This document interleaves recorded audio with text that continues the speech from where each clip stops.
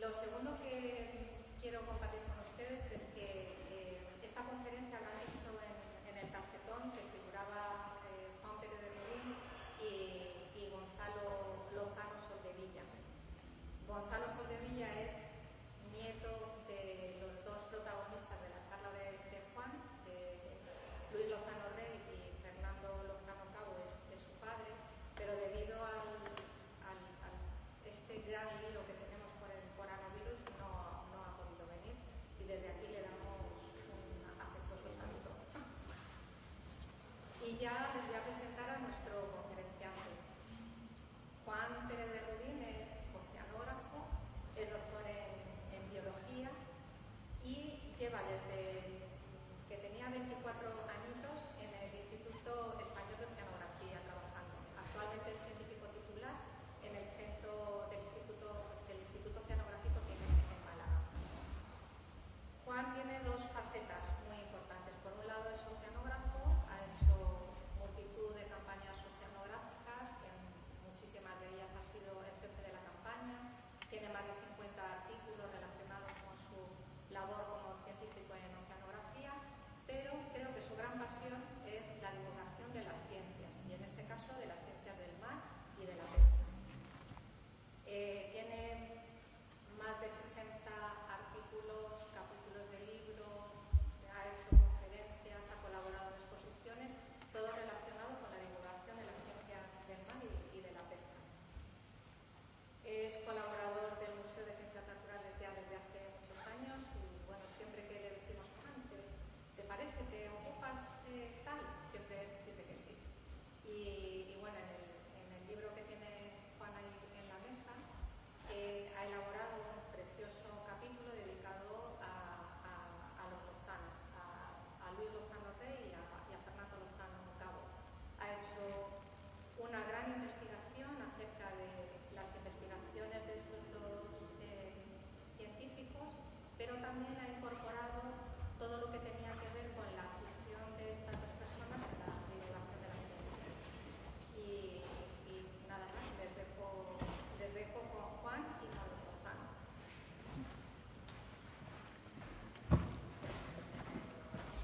Muchas gracias, Carol. Muchas gracias también a todos los asistentes. Reitero el agradecimiento al Museo Nacional de Ciencias Naturales y a la Sociedad de Amigos del Museo, particularmente a Josefina, que han diseñado este ciclo de conferencias. Si llega la primera presentación del libro, esta va a ser el primer capítulo que presentamos y van a seguir otras que son igualmente interesantes. El capítulo este del libro se lo dedico, como viene en las páginas, a la familia Lozano Soldevilla, como ha dicho Carol, son Gonzalo y sus hermanos. Efectivamente, esta familia, desde 1912, empezó Lozano Rey las investigaciones marinas, de investigaciones concretamente de los peces de aguas dulces, saladas y salobres, tanto de la península ibérica como de los territorios africanos, y durante casi 60 años él, Luis Lozano Rey, y su hijo, Fernando Lozano Cabo, estuvieron ligados al museo y dedicaron toda su vida al estudio de los peces y las pesquerías españolas y también de los cultivos marinos. Luis Lozano Rey compuso una etiología ibérica en 6 volúmenes, comenzó el primer tomo en 1928, tardó 10 años en poder terminar esta obra, este primer tomo, que está dedicado a la introducción, metodología, captura de ejemplares, conservación y a los tiburones y rayas. Los siguientes 5 tomos, el primero lo publicó el Museo de Ciencias Naturales y los siguientes 5 tomos la Real Academia de Ciencias. Hasta 1960 no terminó la etiología ibérica, o sea, dedicó prácticamente toda su vida, incluso fallecido el último tomo, se pudo ver la luz por la labor de su hijo Fernando Lozano, que lo tuvo que recomponer. Uno de sus mayores logros fue la formación de un modélico equipo multidisciplinar dentro del museo, que incluía a los colaboradores que siempre le solían acompañar en sus campañas científicas de recolección de ejemplares, a Ernesto Cusí, la preparadora Josefa Sanz Echeverría, el taxidermista y fotógrafo García Llorens, los hermanos dibujantes Santiago y Carmen Simón, y su hijo Fernando Lozano Cabo siguió sus pasos desde muy temprana edad. Bueno, aquí hay un resumen, un poquito los antecedentes. Pues concretamente Luis Lozano Rey estuvo 53 años en el museo, ingresó en 1905 como un conservador interino y hasta su fallecimiento, con 79 años, estuvo dedicado plenamente al museo y seguía siendo el jefe de la sección de vertebrados, el cargo que se mantuvo desde 1912. Es decir, no se jubiló a los 70 años, que era la edad obligada de jubilación, y siguió trabajando hasta el último año de su vida. Experto de reconocimiento internacional en ictiología y pesquerías, fue un activo conferenciante, autor muy prolífico de libros y artículos, tanto científicos como divulgativos, y también impulsó los cultivos marinos. Sus primeras campañas ictiológicas fueron en el área de Melilla, durante 1908 y 1909, que estaban dirigidas por el cuñado de Lozano Rey, que era Odón de Buen. Otro de los hijos de Odón de Buen, Fernando de Buen Lozano, era sobrino de Luis Lozano Reyes, otro gran ictiólogo, a cuya biografía nos hemos dedicado en otros libros. Las primeras campañas, lo he dicho, bueno, después de las primeras campañas, Lozano Rey amplió su formación de muy joven en los museos de historia natural más importantes europeos, que en la época era el de Inglaterra, de Londres, Austria y Francia. Y, acompañado de sus colaboradores, realizó numerosas expediciones científicas por todo el litoral español y los territorios africanos, tanto del Marruecos mediterráneo, el Rif, que era protectorado español, de 1912 a 1956, y en la costa atlántica, los territorios de Ifni del Sáhara español. Fernando Lozano Cabo, su hijo, estuvo 22 años en el museo, continuó la labor de su padre en las mismas especialidades y en la divulgación. Y Fernando aportó un novedoso enfoque ecológico en las pesquerías, teniendo en cuenta los aspectos biológicos y oceanográficos. El capítulo este tiene 70 páginas, entonces, por cuestión de tiempo, que lo hemos limitado a 30 minutos, he seleccionado una serie de imágenes, sobre todo atractivas, y poco texto, ¿no? Pero es una pequeñísima muestra de lo que contiene el capítulo este, ¿no? Bueno, aquí tenemos a Luis Lozano Rey en su despacho del museo. Esta foto es del archivo del museo. Y una foto interesante porque podemos ver que tiene un ejemplar, un pez conservado en un frasco, probablemente con formol, y una pequeña mandíbula de pez, casi seguro un pequeño tiburón. Y lo que es interesante, que tiene en las manos un manual que nos ha llamado la atención porque relativamente nos ha llamado la atención porque no es un manual de peces, es de pájaros, es de aves. Y es curioso porque las biografías más conocidas sobre Lozano Rey le reconocen la única especialidad en las aves y los mamíferos. Las aves, tengo que decir, que fueron muy importantes durante toda su trayectoria científica, pero publicó 2 o 3 trabajos exclusivamente. Tenía preparada muchísima documentación y hasta los años 50 y tantos, en algunas conferencias, venía diciendo que tenía muchísimo material ornitológico y que esperaba que se llegara a publicar. Pero el hecho es que se dedicó realmente a la ictiología durante toda su carrera y escribió más de 4.000 páginas sobre peces. Entonces, por eso digo que es una foto curiosa, porque tiene ese manual, o sea, señal de que seguía interesado por los pájaros, por la ornitología. Estaba particularmente influenciado por el francés Cuvier, considerado el padre de la anatomía comparada y de la paleontología. En estas 2 láminas de Cuvier, que es de una edición rara inglesa póstuma de 1835, Cuvier fue el primero que se preocupó en la descripción de los peces, el primero que lo hizo con más insistencia. La descripción de los peces con la anatomía externa, es decir, como vemos al ejemplar fuera, y luego examinando sus esqueletos, los huesos del cráneo, como vemos a la derecha, que son los huesos del cráneo de un bacalao, y hay que decir a los no profesionales que hay especies que la anatomía interna es la que realmente nos sirve para identificar exactamente la especie que es, porque en el aspecto externo hay varias que son parecidas. Otro de los grandes avances que hizo Luis Lozano Rey, entre los años 21 y 28, fue inventor de una serie de aparatos y de técnicas para poder reproducir los peces con la necesaria exactitud que se requiere, de forma que había que medirlos exactamente, las longitudes de las aletas, el número de radios, el tamaño del ojo, la abertura de la boca, los dientes, en fin, todo. Particularmente interesante es la figura del medio, el aparato que vemos en el recuadro azul en el medio, que podemos observar que hay una pequeña tablita donde se deposita el pez y se puede levantar para conseguir que el propio pez, que sabemos cuando lo ponemos en plano en una mesa, la cabeza abulta mucho comparado con la cola. Entonces, con esta tablita se consigue equilibrar lo máximo posible la imagen del pez en un plano para que la cámara pueda enfocar perfectamente. Y después del modelo central diseñó el de la derecha, que es portátil. Entonces, estos unos avances importantísimos para la representación gráfica de las especies, porque se tenía en cuenta las mediciones en el primer aparato donde vemos el pez y la preparación que tenía que poner con todas las aletas bien estiradas para que se pudieran fotografiar perfectamente. También, en el primer tomo de 1928, que es el recuadro rojo de la derecha, vemos un diseño que hizo para la instalación de los acuarios públicos, que intentó que se creara en Madrid, en el museo, un acuario también.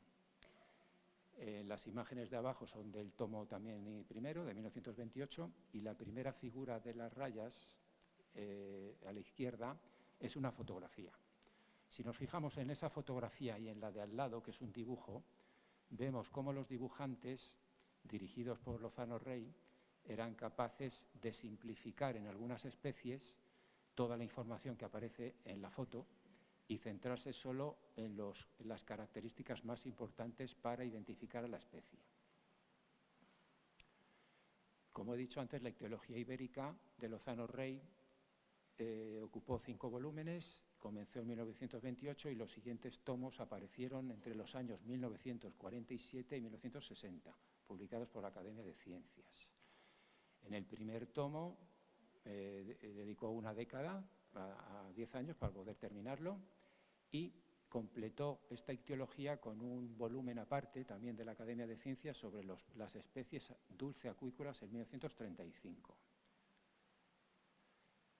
Vamos a ver una serie de imágenes de las que me han parecido más atractivas para ilustrar y ver la calidad que tenían los dibujantes que trabajaban para él.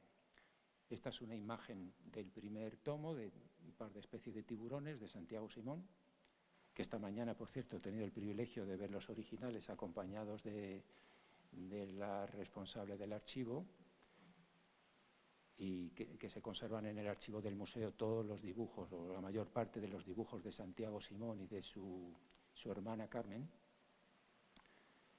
Y esta es otra imagen muy interesante, es un grabado original que me lo ha cedido para la ocasión amablemente mi colega oceanógrafa Ana Lago de Lanzós, y es una imagen que se publicó en el tomo de 1952 también de Carmen Simón.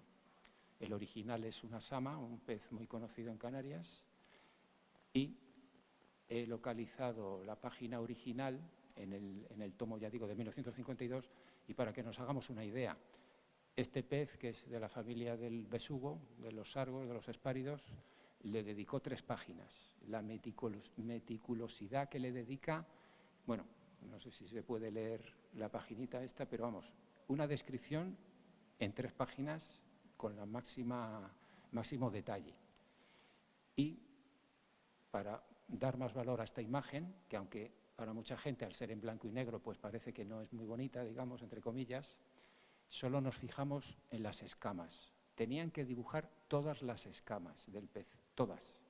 Por ejemplo, en la parte de abajo de la imagen leemos de la descripción de Lozano Rey: en la línea lateral, esta especie tiene entre 47 y 51 escamas. En la transversal, no sé cuántas.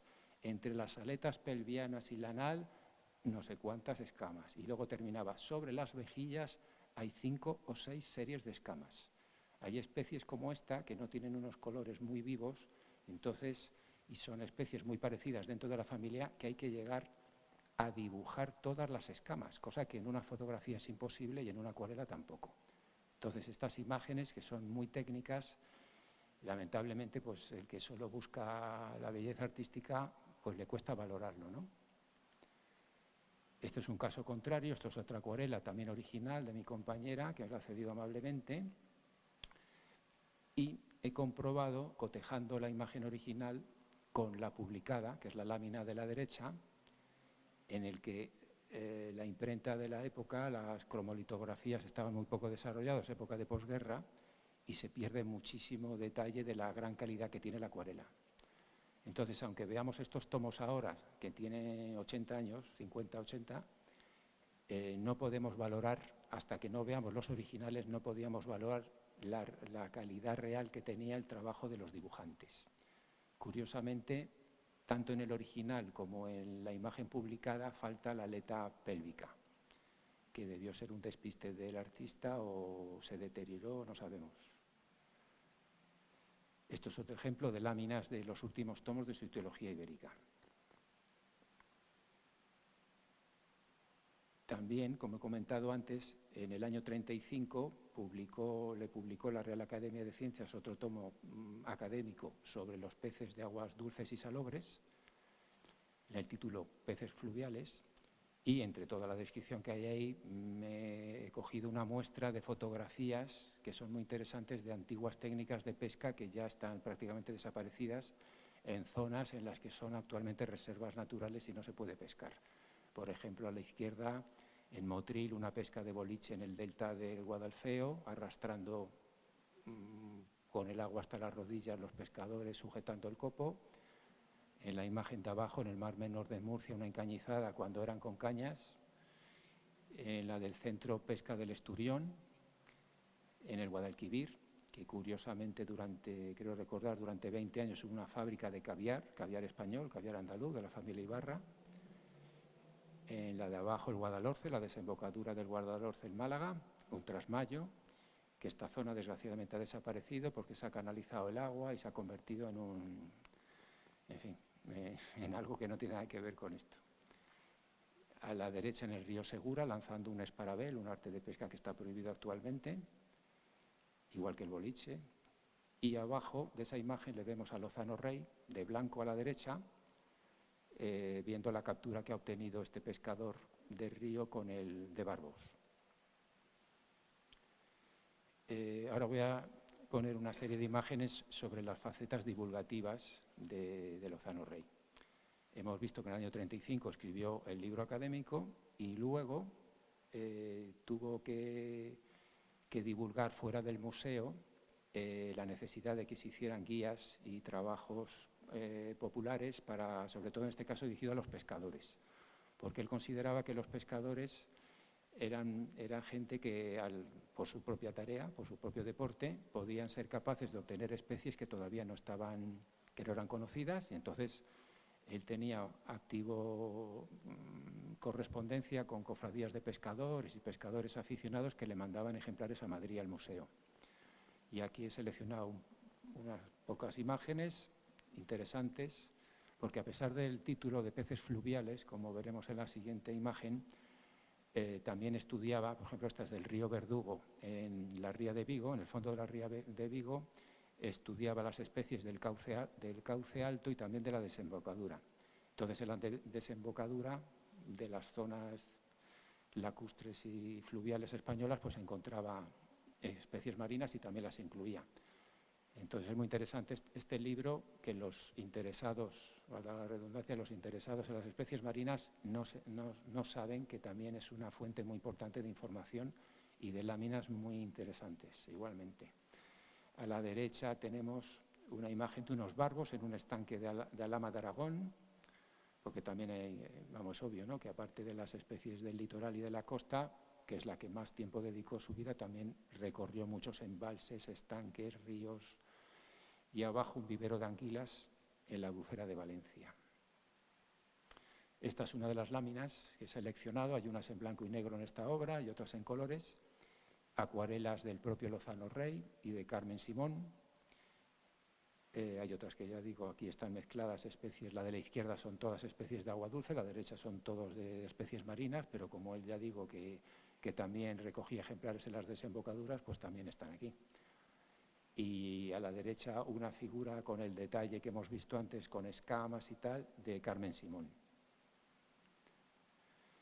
Siguiendo con las publicaciones divulgativas, que continuó hasta los últimos años, también tengo que decir que también fue colaborador de las direcciones generales de pesca de los sucesivos gobiernos, antes y después de la Guerra Civil.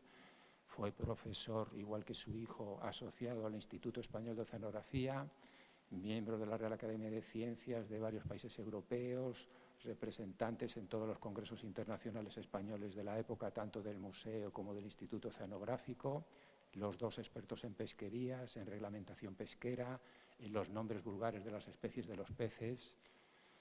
Y aquí tenemos un ejemplo de un par de publicaciones divulgativas de las Direcciones Generales de Pesca del año 36, unos meses antes del estallido de la Guerra Civil, en la que se integran por primera vez, ya en el título, las principales especies de peces marinos y fluviales de España. Y la siguiente es una pequeña monografía muy rara, de muy poquitas páginas, que me ha costado encontrarla y comprarla por internet, pues no la he encontrado en ninguna biblioteca, que aproximadamente es del año 1948 y tiene unos dibujos muy, muy sencillos y muy básicos, pero muy interesantes. Aquí vemos a Lozano Rey, ya muy mayor, anciano, con su hijo Fernando Lozano Cabo, y a la izquierda de ellos Luis Bellón, que fue uno de los alumnos predilectos de Lozano Rey, un biólogo muy importante que junto con Fernando Lozano en distintas etapas de sus vidas fueron los dos directores del Centro Oceanográfico de Málaga, del Instituto Español de Oceanografía. Y aquí los vemos a los tres en una imagen cedida por Gonzalo Lozano Soldevilla en uno de sus múltiples embarques en el buque oceanográfico Sauen. Este buque es emblemático para la oceanografía española porque en origen, a comienzos de los años 20, era un buque de pesca de arrastre inglés. En los años, en el año 20 y tantos lo compró la Armada Española para convertirlo en patrullero en las costas del Mar de Alborán, del norte de Marruecos, y aquí le vemos con una ametralladora en la proa, porque es la etapa en la que era todavía buque de guerra, y hacía campañas, el Instituto Oceanográfico hacía campañas en este barco. Y luego durante 1940 hasta 1970, que es cuando ya se desguazó, perteneció al Instituto Español de Oceanografía. Muchas de las especies que hay en las colecciones de este museo proceden de especies de fondo y de aguas alejadas de la costa capturadas con este barco, que era el único medio que tenía el museo para poder obtener ejemplares de aguas profundas, tanto de peces como de esponjas, de crinoideos, en fin, de todo tipo de fauna marina. Y a la derecha vemos una página de una publicación de hace unos años en la que situaba a Fernando Lozano con unos años más que la otra foto, y con etiquetas de ejemplares conservados en formol de la gran colección que dejó en el Laboratorio Oceanográfico de Málaga, en el que también hay muchas especies conservadas recolectadas por su padre. Esto es uno de los textos ya divulgativos de Fernando Lozano, que, como he dicho antes, por cuestiones de tiempo no me he metido con sus grandes investigaciones pesqueras y ictiológicas, sino he seguido el hilo de la divulgación científica. Y aquí él, como vemos, en el año 43 ya empezaba Fernando Lozano a hacer libritos y folletos de divulgación, el primero muy sencillo, del año 43 arriba, con unas siluetas simplemente muy básicas para distinguir las especies más comunes. En este caso ya firma Fernando Lozano como perteneciente al Departamento de Biología del Instituto Español de Oceanografía, y debajo, del año 59, una obra educativa de 2 tomos, y aquí he reproducido algunas láminas del tomo segundo. Los dibujos, como este de Anatomía Interna de un atún, está firmado por su autor, Fernando Lozano Cabo. Se produjo un avance muy importante en el año 1964 con la publicación de este otro libro, también por el Ministerio de Agricultura, en la que he encontrado que por primera vez aparecen diferentes especies españolas de las aguas continentales, también especies de aguas marinas, por lo comentado anteriormente, en su hábitat. Es la primera vez. Anteriormente son especies tratadas como individuos aislados para estudiar un ejemplar concreto científicamente, pero ya digo, esta es la primera vez en la que aparecen así. Estas ilustraciones son muy interesantes porque no sé qué técnica han empleado, una técnica no frecuente en la que todas las especies que tienen un color plateado, se mantiene todavía el color plateado metálico en el papel, y es una cosa bastante rara. Y esto es del año 64, o sea, ya había mejorado mucho la imprenta y la situación económica y se podían hacer obras de este tipo. El interés de las obras divulgativas que en los centros académicos no suelen estar en las bibliotecas es una pena, porque en muchos casos es la mitad del trabajo del investigador, de los que nos dedicamos a esto. La mitad del trabajo está hecho en revistas o libros de divulgación. Y topo atrás. Aquí sigo con una serie de portadas de más libros de divulgación de Lozano Cabo, de entre los años 1965 y 79, como La vida en el mar, del año 65, el primer texto español moderno de oceanografía, en la que se integra la oceanografía con la biología y la pesca, biología marina y la pesca, en 3 tomos, que fue el libro de texto en universidades españolas de los años 70, 80 y 90, y en algunas universidades americanas, esta obra de 3 tomos. Y luego alternó esto con otras académicas, entre la que he destacado esta del año 79, publicada por la Universidad de Murcia, sobre la ictiología del Mar Menor. Porque tanto Fernando como su padre dedicaron mucho tiempo al estudio de las aguas confinadas, es decir, aquellos espacios en los que las aguas dulces, a pesar de tener una temperatura muy alta y una salinidad baja, pues son capaces de albergar a fauna muy específica que se ha adaptado a esas condiciones del medio.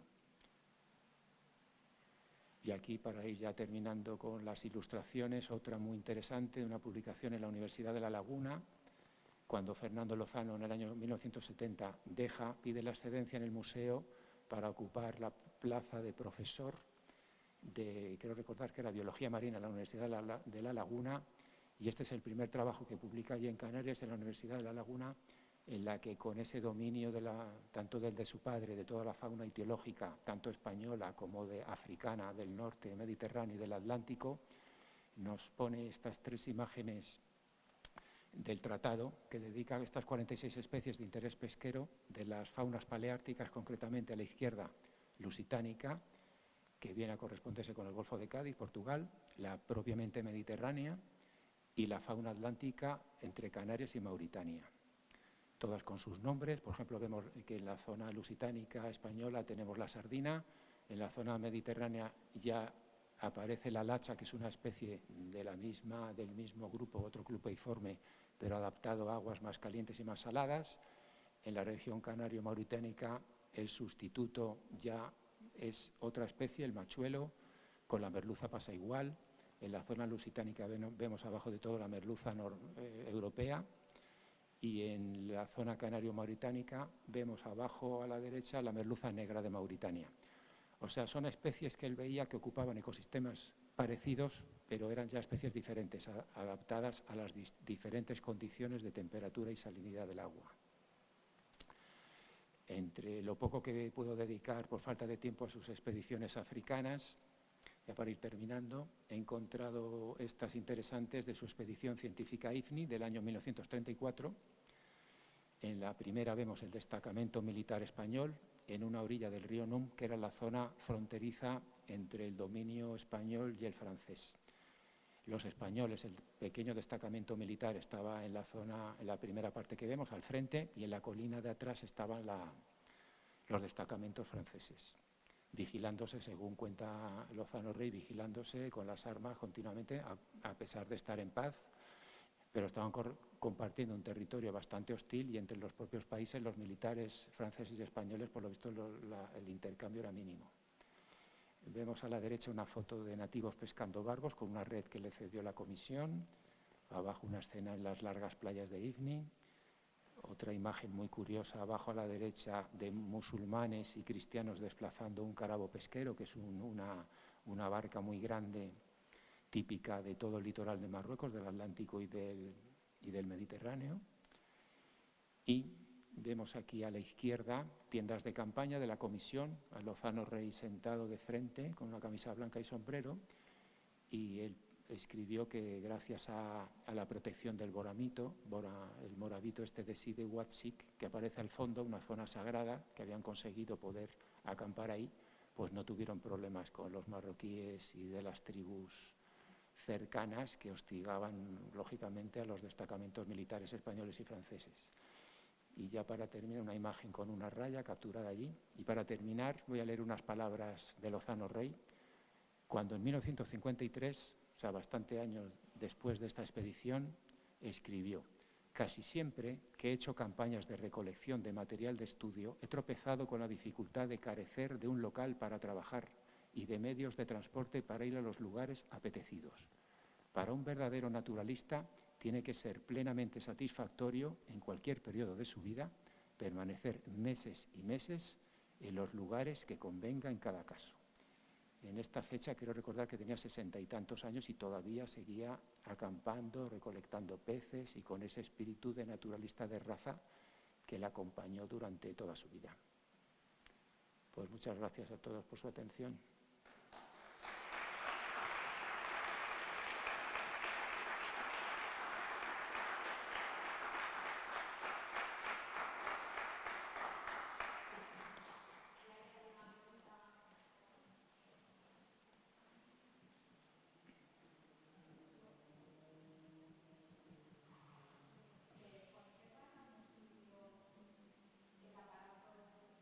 Para fotografiar a los ejemplares. Pues en teoría debía estar en el museo, en las colecciones, porque está el geopantógrafo, que se me lo enseñaste tú, ¿no? Que existía, lo tenéis controlado, y aparte deberían estar estos, porque no creo, ya le preguntaremos a Gonzalo, a su hijo, a ver si sabe, pero yo creo que se quedaron aquí, creo, no lo sé.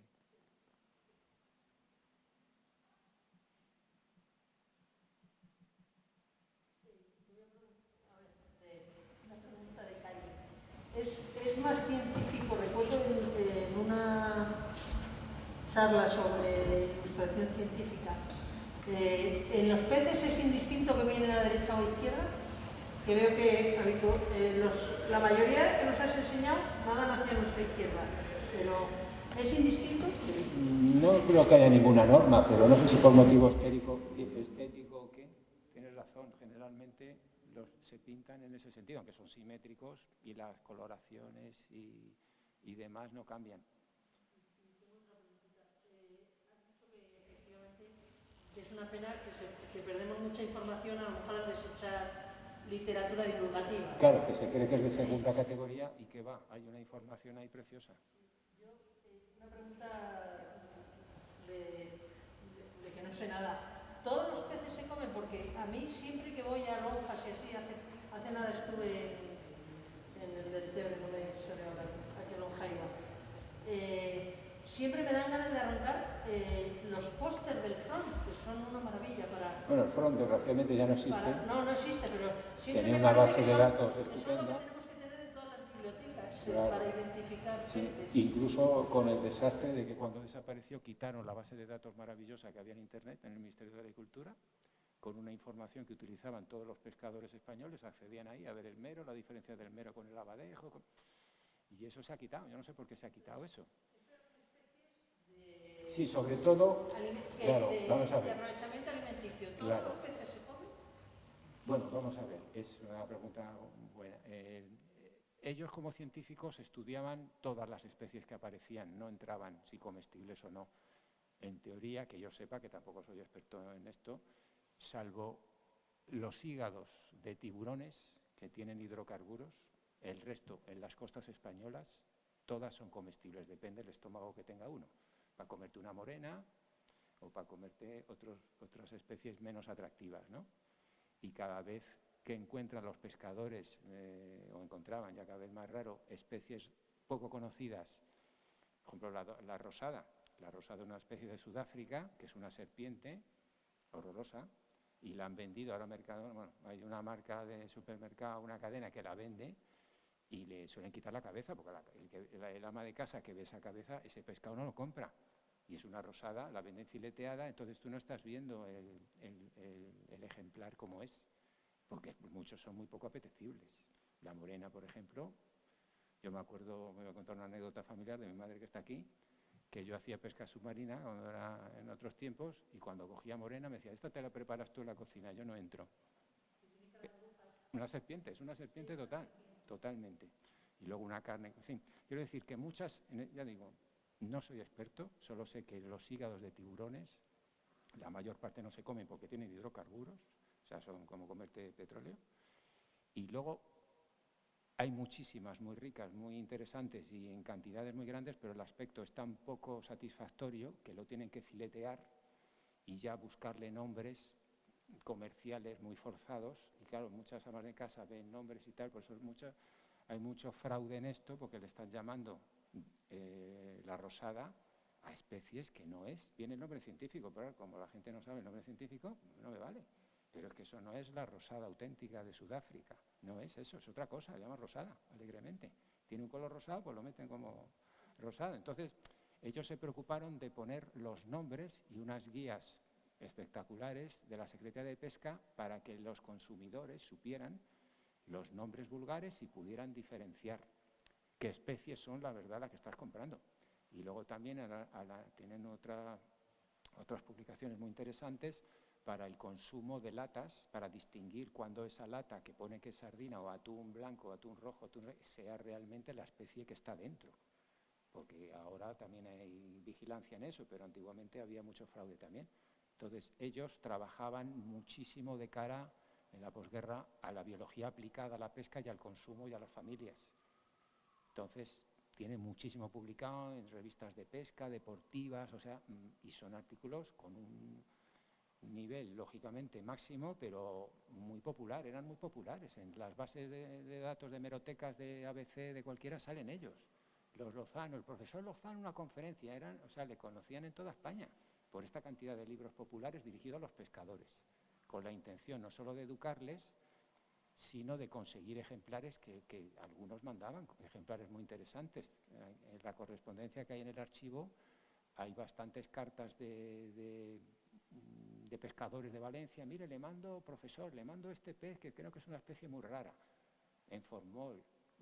Y entonces él utilizaba esa forma también de altruista de la gente que colaborara con sus investigaciones. Entonces, ya digo, en aguas españolas, salvo el aspecto, que hay muchos que hagan que la gente no. En Portugal no tienen esos escrúpulos, allí se comen el pez sable, bueno, en fin, allí hay otro consumo y otro hábitat, ¿no? Pero aquí nos falta el hábito y la curiosidad de probar especies nuevas, sobre todo si son de los caladeros españoles, ¿no? Y entonces probarlo, sin olvidarnos el aspecto externo, probar un filete y probar si está bueno o no, ¿no? Pero en el mercado muchas veces voy y veo que bajan los precios de especies y ya no vuelvo a verlas. O sea, es una pena porque muchas son realmente buenas, mejores de las que conocemos incluso, aunque el aspecto deje bastante que desear, no son atractivas para la mesa, ¿no? Pero le quitas la cabeza y ya está, por ejemplo.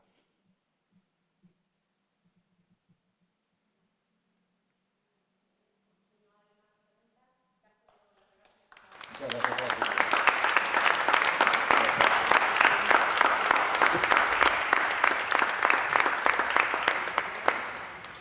Simplemente quisiera recordar que esta es la primera de 3 charlas de divulgación de algunos científicos muy relevantes que aparecen retratados en este libro que acabamos de presentar, pero que justo el martes que viene hacemos un pequeño paréntesis, porque vamos a presentar otro libro que se llama La bitácora de Humboldt, y ambas cosas, la parte que nos queda del ciclo y el libro que vamos a presentar, estamos seguros de que os va a encantar.